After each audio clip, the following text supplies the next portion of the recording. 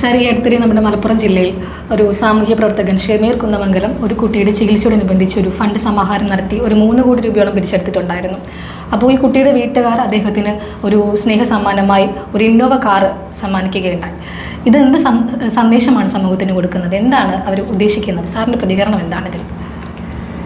ഇത് യഥാർത്ഥത്തിൽ ഇപ്പോൾ ആളുകളൊക്കെ പറഞ്ഞുകൊണ്ടിരിക്കുന്നത് ഈ ഇന്നോവ ക്രിസ്റ്റ കൊടുത്തത് തെറ്റായിപ്പോയി എന്നൊക്കെയുള്ള കാര്യത്തിലാണ്. അതായത് 3 കോടി രൂപ സ്വന്തം കൊച്ചിൻ്റെ ചികിത്സക്ക് പണമില്ലാതെ വിഷമിച്ചൊരു വീട്ടുകാർക്ക് വേണ്ടി ഈ ആളുടെ പേരെന്താ, ഏത് കുന്നമംഗലാണെങ്കിലും ഇത്തരത്തിലുള്ള ആളുകൾ പണപ്പിരിവ് നടത്തിയിട്ട് ഈ പറയുന്ന നമ്മുടെ ആ വീട്ടുകാർക്ക് കൊടുത്തു. അപ്പോൾ അതിൻ്റെ സന്തോഷമായിട്ട് വീട്ടുകാർ ഒരു ഇന്നോവ ക്രിസ്റ്റ കൊടുക്കുന്നു. എൻ്റെ ചോദ്യം ഇതല്ല. യഥാർത്ഥത്തിൽ നമ്മുടെ ഈ നാട്ടിൽ ഇങ്ങനെയുള്ള ഒരുപാട് നന്മ മരങ്ങളുണ്ട്. ഈ നന്മ മരങ്ങളൊക്കെ തമ്മിലുള്ള തെറിവിളിയും ബഹളവും ഫിറോസ് കുന്നുംപറമ്പിൽ അങ്ങനെ നിരവധി ആൾക്കാരുണ്ട്. അവരൊക്കെ പലപ്പോഴും ആളുകളെ സഹായിക്കുന്നുണ്ടില്ല എന്നൊന്നും ഞാൻ പറയുന്നില്ല. പക്ഷെ നമ്മൾ ചിന്തിക്കാത്തൊരു കാര്യം, ഇങ്ങനെ സഹായിക്കുന്നതെല്ലാം തന്നെ നമ്മുടെ ഇവിടെയുള്ള ഒരു സ്റ്റേറ്റ് പരാജയപ്പെടുമ്പോഴാണ്. ഒന്ന്. രണ്ടാമത്തെ കാര്യം എന്ന് പറഞ്ഞാൽ ഈ 3 കോടി രൂപയുടെ മരുന്നുകൾ, 18 കോടി രൂപയുടെ മരുന്നുകൾ, അല്ലെങ്കിൽ 25 കോടി രൂപയുടെ മരുന്നുകൾ എന്നൊക്കെ നമ്മളൊരു 15-20 കൊല്ലം മുമ്പ് കേട്ടിട്ടുണ്ടായിരുന്നു? ഇല്ല. ഇത് രണ്ടും അന്വേഷിക്കപ്പെടേണ്ടതാണ് എന്നാണ് എൻ്റെ അഭിപ്രായം. 2 കാര്യങ്ങൾ.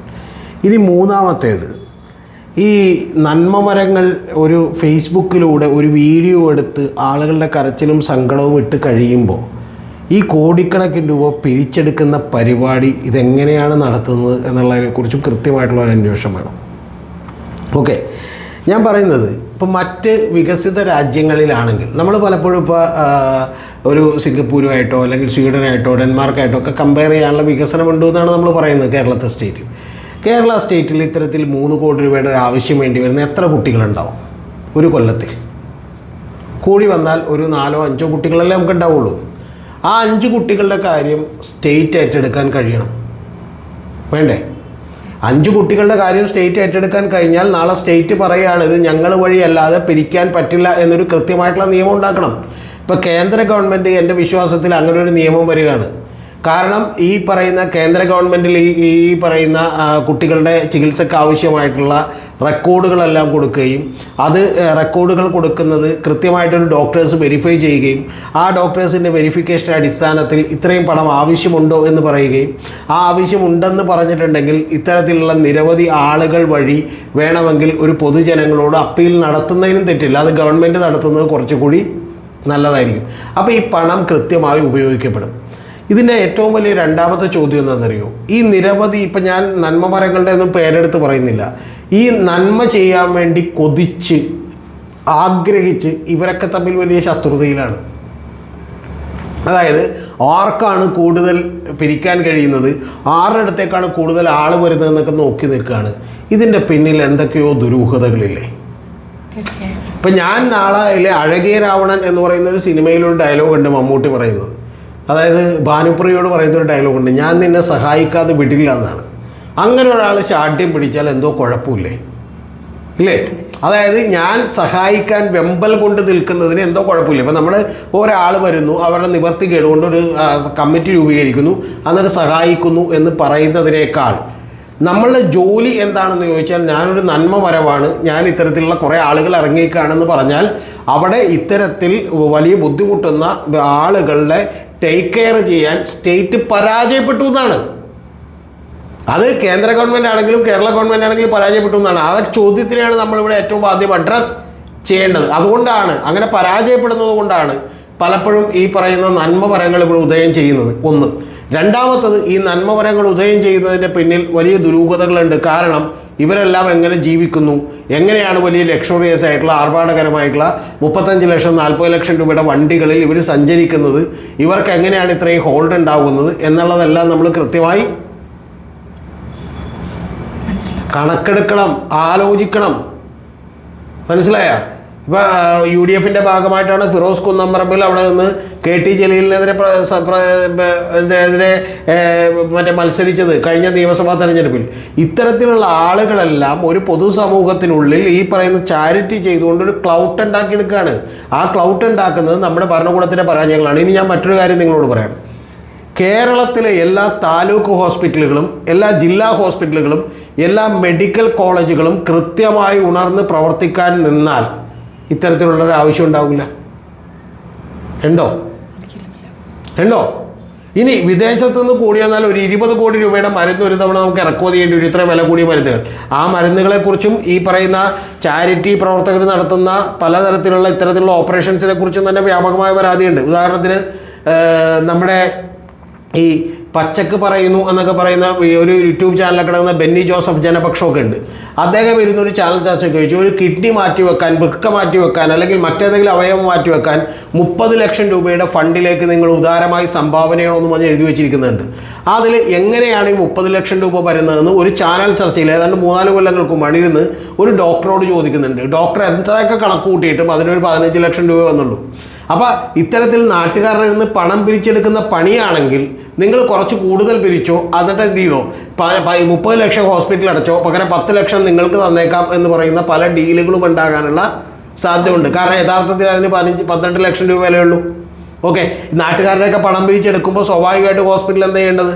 15 ലക്ഷം രൂപ വിലയുള്ളത് ഏത് ഡോക്ടറാണെങ്കിലും ഞാൻ 3 ലക്ഷം കൂടി കുറച്ച് തന്നേക്കാം, എൻ്റെ ഫീസ് കുറച്ച് തന്നേക്കാം എന്ന് പറയുകയല്ലേ വേണ്ടത്, അല്ലേ? അപ്പൊ ഇതൊന്നും മോണിറ്ററിംഗ് ഇല്ല.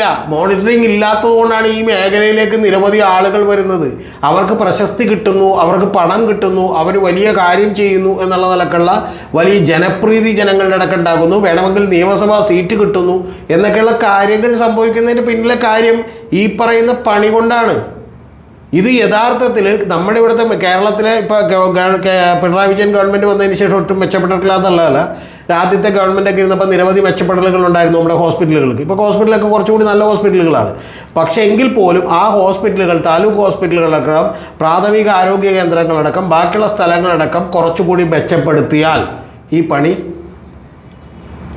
നിൽക്കും. ഒന്ന്. അപ്പോൾ അതുകൊണ്ട് ഈ നന്മ മരങ്ങളെല്ലാം തന്നെ സ്റ്റേറ്റിൻ്റെ ഈ പറയുന്ന കഴിവുകേടിൻ്റെ ഭാഗമായി മാത്രം ഉയർന്നു വരുന്ന ആളുകളാണ് ഒന്ന്. ഇനി രണ്ടാമത്തെ കാര്യം, ഇതുവഴി ഈ നമ്മുടെ സൊസൈറ്റിയിലേക്ക് കള്ളപ്പണം വരുന്നുണ്ടോ, അല്ലെങ്കിൽ കള്ളപ്പണം വെളുപ്പിക്കാനുള്ള പല പ്രവർത്തനങ്ങളും നമ്മുടെ ഇവിടെ പല സംഘടനകളുമൊക്കെ വർക്ക് ചെയ്തിരുന്നു. അത് നിരോധിക്കപ്പെട്ട ചില സംഘടനകളുമൊക്കെ ഉണ്ട്. അപ്പോൾ ഇത്തരത്തിലുള്ള ആളുകൾക്കൊക്കെ പണം കൊണ്ടുവരാനുള്ളൊരു വഴി കൂടിയായിരുന്നു ഇത് എന്നൊക്കെ ഉള്ളതും അന്വേഷിക്കപ്പെടേണ്ടതാണ്. മനസ്സിലായോ? അല്ല, ഇത് പലപ്പോഴും ഈ വിദേശത്ത് നിന്ന് ചെറിയ ചെറിയ ഫണ്ടുകളായി വരുന്നു. അപ്പോൾ ഇത്തരത്തിലുള്ള ഒരു കാര്യത്തിനാണെന്ന് പറയുന്നു. ഗവൺമെൻറ്റിനോ നാളെ MP-ക്കോ MLA-ക്കോ അല്ലെങ്കിൽ സ്റ്റേറ്റിനോ ഒന്നും എതിരേക്കാൻ പറ്റില്ല. അപ്പോൾ അതുകൊണ്ട് തന്നെ ഈ 18 കോടി രൂപ, 20 കോടി രൂപ, ഇനി 20 കോടി രൂപയാണോ യഥാർത്ഥത്തിൽ വന്നത്, 50 കോടി രൂപയാണോ വന്നത് എന്നൊന്നും നമുക്ക് അറിയില്ല. ഇതൊന്നും ആദ്യമായിട്ടുണ്ടാകുന്ന വിവാദങ്ങളല്ല, നിങ്ങൾ ശ്രദ്ധിക്കാത്തതുകൊണ്ടാണ്. ഈ ഫിറോസ് കുന്നംപറമ്പിൽ തന്നെ ഒരു ആളുടെ ചികിത്സയ്ക്ക് വേണ്ടി, ഒരു സ്ത്രീയുടെ ചികിത്സയ്ക്ക് വേണ്ടിയിട്ട് കുറച്ച് പണം സമാഹരിക്കുന്നു. എന്നിട്ട് ഇവരൊരു കരാർ വെക്കുന്നു. കരാറിൽ പറയുന്നത് നിങ്ങളുടെ ചികിത്സയ്ക്ക് ആവശ്യമായുള്ള പണം വന്നതിന് ശേഷം നിങ്ങൾക്കൊരു വീട് വെക്കാനുള്ള പണവും കൂടി എടുത്തു. ആ പണവും കൂടി എടുത്തതിന് ശേഷം ബാലൻസ് ഉള്ള പണം മറ്റൊരാൾക്ക് കൊടുക്കണമെന്ന് പറഞ്ഞൊരു കരാർ വെക്കുന്നു. ആ പെൺകുട്ടി കൊടുത്തില്ല എന്ന് പറയുന്ന വിവാദം ഉണ്ടാകുന്നു. അപ്പോൾ ആ പെൺകുട്ടിയുടെ ഫേസ്ബുക്കിൽ വലിയ പോഷായിട്ടുള്ള ഡ്രസ്സുകളൊക്കെ ഇട്ട്, ഫാഷനബിൾ ആയിട്ടുള്ള ഡ്രസ്സുകളൊക്കെ ഇട്ട് നിൽക്കുന്ന ഫോട്ടോ പ്രചരിപ്പിക്കുന്നു ഇവർ.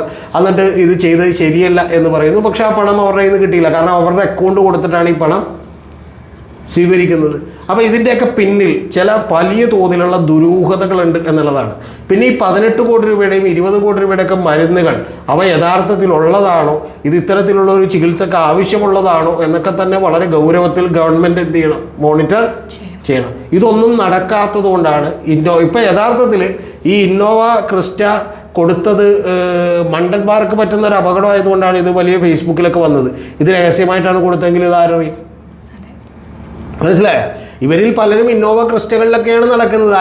ഇവരുടെ പണി എന്താണെന്ന് വെച്ചാൽ ഞങ്ങൾ മറ്റുള്ളവർക്ക് ചാരിറ്റി ചെയ്യുന്നതാണ്. അതായത് മദർ തെരേസയെ പോലെയാണ്, മറ്റേ ബാബാബ്ദയെ പോലെയാണ്, ഇതുപോലെ പല ആളുകളെ പോലെയാണെന്നാണ് ഇവർ പറയുന്നത്. പക്ഷെ ഇവരൊക്കെ വലിയ ലക്ഷറിയസ് ആയിട്ടുള്ള ജീവിതം നയിക്കുകയും ഇവർ പല 5 സ്റ്റാർ ഹോട്ടലുകളിൽ താമസിക്കുകയൊക്കെ ചെയ്യുന്ന ആളുകളാണ്. അപ്പോൾ ഇവരൊക്കെ ചോദിക്കുമ്പോൾ ഒരു വീഡിയോ ഇട്ടാൽ ഉടനെ തന്നെ നിരവധി ലക്ഷക്കണക്കിന് രൂപ, കോടിക്കണക്കിന് രൂപ പണം ഇങ്ങനെ എത്തുന്നു എന്നൊക്കെ പറയുന്നതിൽ തന്നെ നമുക്ക് വലിയ അത്ഭുതമുണ്ട്. ഇനി അഥവാ ഗവൺമെൻറ് അത്ര വലിയ, ഇപ്പോൾ ഏതാണ്ട് 750 കോടി രൂപ ഗവൺമെൻറ് കിടക്കുന്നുണ്ട്. ഗവൺമെൻറ് ഇത് ചെയ്താൽ ആരെങ്കിലും പോലെ കുഴപ്പം പറയുമോ? ഇല്ല. അപ്പോൾ ഇതൊക്കെ ഞാൻ പറയുന്നത്, ഇതൊക്കെ ഇത്തരത്തിലുള്ളൊരു സിസ്റ്റം ഉണ്ടാക്കേണ്ട ഉത്തരവാദിത്വം ഗവൺമെൻറ്റുണ്ട്. പകരം ഗവൺമെൻറ്റൊക്കെ ഇത് നമ്മുടെ പിടിപ്പുകേടാണെന്ന് ജനത്തിന് മനസ്സിലാകാത്തതുകൊണ്ട് ജനം വിചാരിക്കുന്നത് ഇവരെയൊക്കെ ദൈവമായി കാണുകയാണ്. ഇപ്പം നാളെ എന്നെ ഒരാൾ വന്ന് സഹായിച്ചാൽ ഞാൻ അയാളെ ദൈവമായിട്ട് കാണും. ഞാനൊരു തവണ കോഴിക്കോട് നിങ്ങോട്ട് തിരിച്ച് ട്രെയിനിൽ വരുമ്പോൾ ട്രെയിനിൽ എൻ്റെ ഒപ്പം ഉണ്ടായിരുന്ന ഒരാൾ, ഞാൻ ഇതുപോലെയുള്ളൊരു പേര് പറയുന്നില്ല, ഒരു നന്മവരത്തെക്കുറിച്ച് സംസാരിച്ചപ്പോൾ അയാൾ വളരെ ഭയഭക്തി ബഹുമാനത്തോടെയാണ് എന്നോട് അയാളെക്കുറിച്ച് സംസാരിച്ചത്. കാരണം അയാളുടെ കുട്ടിക്ക് അസുഖം വന്നപ്പോൾ ചികിത്സിച്ചതിൻ്റെ ആളാണ്, അല്ലെങ്കിൽ ചികിത്സിക്കാൻ സഹായിച്ചതിൻ്റെ ആളാണ്. അപ്പോൾ അങ്ങനെ ആൾ സഹായിക്കുമ്പോൾ അതിൻ്റെ പിന്നിൽ അവർക്കുള്ള നേട്ടം എന്താണ്, അവർക്കുള്ള പ്രയോജനം എന്താണ് എന്നുള്ളത് കൂടി നമ്മൾ പരിശോധിക്കണം. ഇതിൻ്റെയൊക്കെ പിന്നിൽ വലിയ വലിയ ദുരൂഹതകളുണ്ട് എന്നുള്ളതാണ് എൻ്റെ പരിപൂർണമായ വിശ്വാസം. പിന്നെ ആരും ഇതിൻ്റെ പുറകെ അന്വേഷിച്ച് പോകാത്തതുകൊണ്ട് അവരൊക്കെ സുഖമായിട്ട് വീഴുന്നു. ഇപ്പം സത്യത്തിൽ ഇന്നോവ ക്രിസ്റ്റ കൊടുത്തു. ഇനി ശരിക്കും പറഞ്ഞാൽ 3 കോടിക്ക് വരെ ഒരു 6 കോടി പിരിച്ചു കൊടുത്തിരുന്നെങ്കിൽ ചിലപ്പോൾ എന്ത് ചെയ്യാമായിരുന്നു, റേഞ്ച് റോവർ കൊടുക്കാമായിരുന്നു. മനസ്സിലായ? ഒന്ന് ആലോചിച്ച് നോക്കും, ഒരു സാധാരണ കാറ് പോലും അല്ല കൊടുത്തേക്കണേ. ഒരു ഇന്നോവ ക്രിസ്റ്റ എത്ര രൂപ വരും? ഏറ്റവും കുറഞ്ഞ് 25 ലക്ഷം രൂപ കൂടുതൽ വരും. ഓക്കെ, ഇനി നാളെ എന്ത് ചെയ്യും? നാളെ 20 കോടി രൂപ വരാൻ 40 കോടി പിരിച്ചെടുത്തിട്ടുണ്ടെങ്കിൽ എന്ത് ചെയ്യും?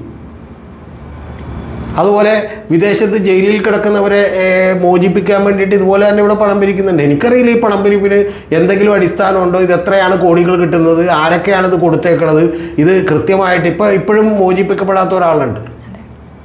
ഓക്കെ, അപ്പോൾ ഇതെല്ലാം തന്നെ 2 കാര്യങ്ങൾക്ക് വേണ്ടി ഉപയോഗപ്പെടണം. ഒന്നുകിൽ പണത്തിന് വേണ്ടി, അല്ലെങ്കിൽ ഇത് ഏർപ്പെടുന്നവരുടെ പണത്തിന് സൗകര്യപൂർവ്വം അവർ പണം സമാഹരിക്കുന്നതിന് വേണ്ടി, അല്ലെന്നുണ്ടെങ്കിൽ വളരെ ഫ്രീ ആയി സൗജന്യമായി കിട്ടുന്ന ഒരു പോപ്പുലാരിറ്റിക്കും പരസ്യത്തിനും വേണ്ടി ഇത് ഗംഭീരമായി ഉപയോഗപ്പെടുത്തുന്നുണ്ട്. ഇത് രണ്ടും നമ്മുടെ ഗവൺമെൻറ്റുകളുടെ, സംസ്ഥാന കേന്ദ്ര ഗവൺമെൻറ്റുകളുടെ അങ്ങേയറ്റത്തെ പിടിപ്പുകേടാണ്.